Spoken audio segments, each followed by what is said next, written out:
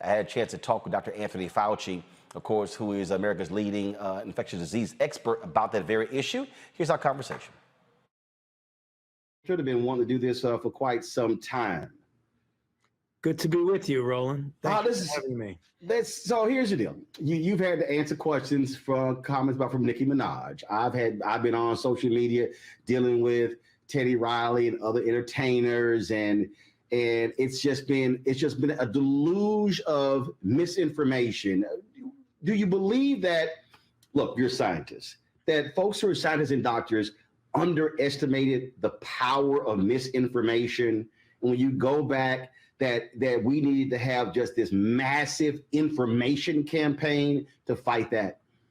I totally agree with what your premise is, Roland, is that given the social media and the extraordinary range that social media has, when you get misinformation, and there is a lot of mis and disinformation out there, the only way to counter that is to flood the system with correct information. And that's the reason why we've got to get more people out there who are talking using science and evidence as their base, as opposed to conjecture and conspiracy theories and all the kinds of things that go around. I mean, misinformation is really the enemy of public health. It just really is. If ever there was a time when we need facts and evidence, is when we're in a public health crisis like we are right now, with this historic epidemic that we're a pandemic that we're going through.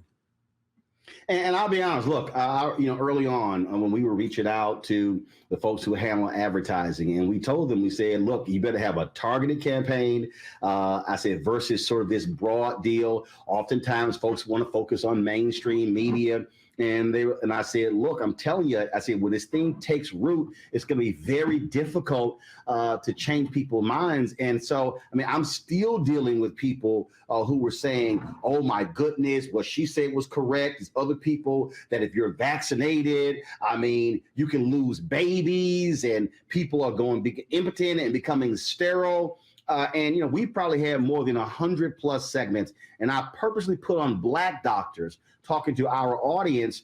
And I just think that even now, it has to be an even more micro-targeted approach because you're going to have to win folks, frankly, one by one versus thinking, hey, let's just sort of just do a broad messaging and folks will figure it out. Absolutely. And you got to get trusted messengers, people who trust them, peers, colleagues, clergy, family physicians, as opposed to people listening to sort of helter-skelter type messages that they pick up and then they get propagated. Because, misinformation that's really juicy in the sense of what you just mentioned a little while ago, where they were talking about person getting vaccinated and then winding up being impotent and having interference with their sexual function. That's kind of something that attracts people's attention. So therefore it spreads more on the social media, whereas a cold, correct fact doesn't have that oomph to it that something that's controversial does. And that's one of the almost self-propagating aspects of disinformation. If you make it juicy enough, it spreads further and further. And much of the disinformation and misinformation turns out to be put in that category, which is really unfortunate. So how is the COVID task force, how are you now altering the approach? How are you talking with your advertising agency saying, hey, we've got to alter the type of ads that we're doing and the people who we're using? Are you also saying, hey, we've got to bring in more voices, more Black doctors, more Latino doctors, more Asian doctors to give people and targeting communities in a different way. And so is there a change to the approach? Because now you're dealing with, obviously, the vaccine. Now we're talking about boosters. And so if you got folks who say, I don't even want the vaccine, the booster is going to be even harder.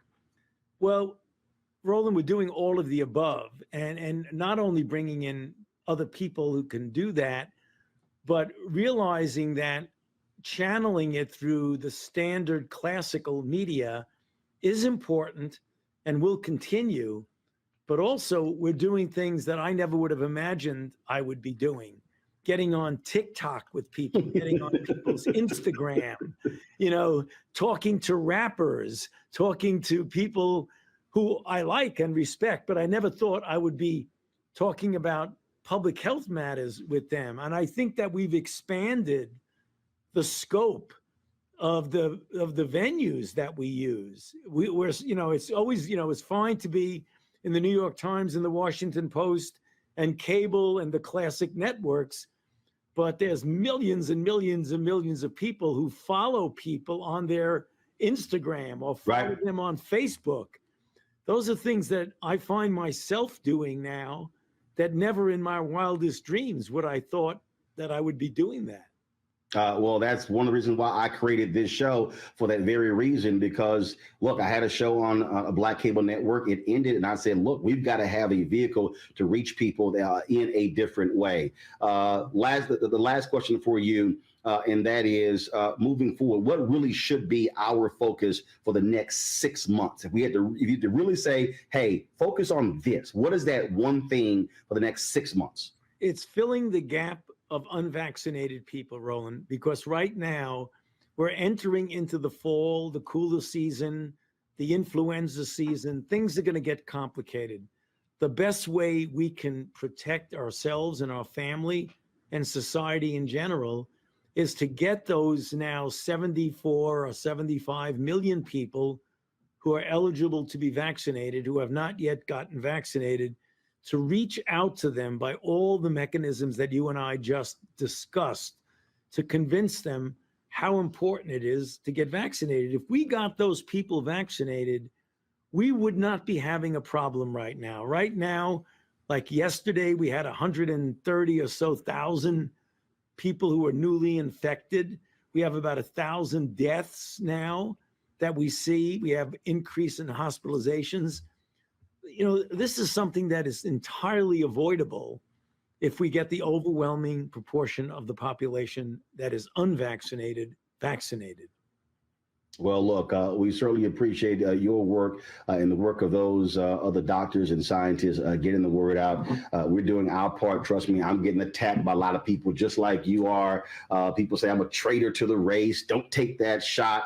And I keep saying there's no flip side to death. You said it. That's exactly the truth. Dr. Fauci, I appreciate it. Thanks a lot. Look forward to having you back. Thank you very much, Roland. Good to be with you. You take care.